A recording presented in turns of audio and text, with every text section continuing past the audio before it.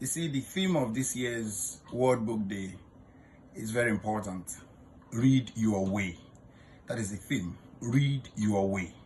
And it emphasizes encouraging children to read for pleasure rather than seeing books or reading as chores.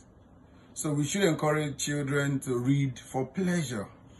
And it focuses on parents, teachers, writers, encouraging children to read. And I don't think it is good to force a child to read. That is my opinion. I think it is good to convince a child to read, to make a child see reasons why he or she should read.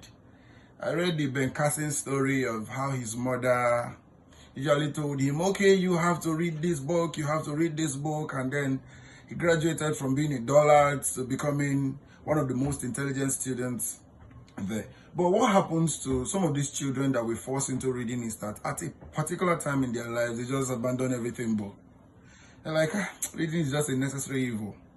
I was forced into it. In fact, there is nothing. I see a lot of young people, when I encourage them, why don't you read? They say, no.